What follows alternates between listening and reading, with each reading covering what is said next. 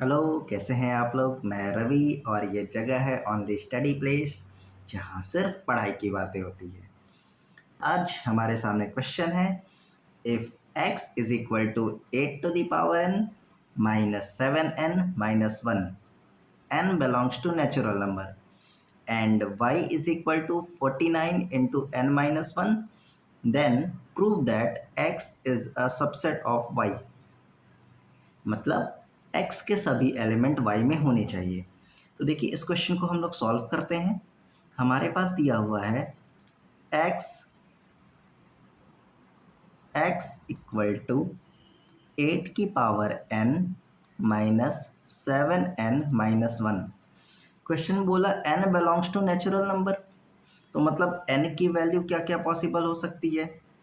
n की value 1, 2, 3 ये ऐसे हो सकता है। तो हम पहले n की वैल्यू 1 रखते हैं। तो अगर मैं n की वैल्यू 1 रखूँ तो x की वैल्यू मिलेगी 8 की पावर 1 माइनस 7 इंटू 1 माइनस 1, और यहाँ से ये वैल्यू मिल जाएगी x is equal to 7 minus 1। तो यहाँ से x की फाइनल वैल्यू मिलेगी 0। इसके बाद अगर मैं n इक्वल टू 2 रख दूँ तो यहाँ से मुझे मिलेगा x इज इक्वल टू 8 की पावर 2 माइनस 7 इंटू 2 माइनस 1, और मैं सॉल्व करूं तो यहाँ से x इक्वल टू मिल जाएगा 64 माइनस 14 माइनस 1, जो कि बनाएगा x इक्वल टू 49। यहाँ से x की, तो अगर मैं बात करूं कि सेट x में जो वैल्यू रही होगी वो क्या रहा होगा, तो सेट x में रहा होगा 0, 49, ऐसे ये वैल्यू चल रहा होगा। अब हम y में देखते हैं। अगर मैं y में देखूं तो नए पेज पर देखते हैं। y की जो वैल्यू है वो दिया है हमारे पास 49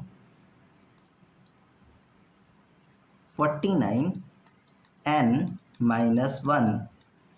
अगर मैं यहाँ पर n की वैल्यू 1 रख दूँ तो यहाँ पर आप देख पाएंगे कि y इक्वल टू हो जाएगा 49, n की वैल्यू 1 माइनस 1, तो y की फर्स्ट वैल्यू मिल जाएगी 0।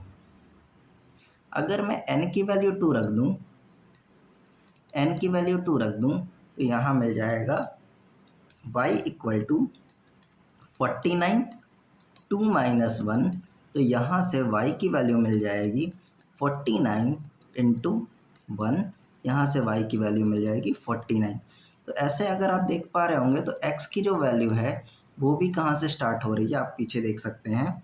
x की जो वैल्यू थी 0, 49, ऐसे ये आगे बढ़ रही थी, और जो y की वैल्यू है, देखिए x की वैल्यू जो थी वो 0 थी, 49 थी, ऐसे ही आगे जा रही थी, और जो y की वैल्यू है वो भी क्या है, 0, 49, ऐसे आगे जा रही है। तो इसका मतलब हम कह सकते हैं कि x की सभी वैल्यू y में प्रेजेंट है। तो हम यहाँ पे फाइनली कह सकते हैं x is the subset of y, और इसी क्वेश्चन का ये सॉल्यूशन था। Thank you.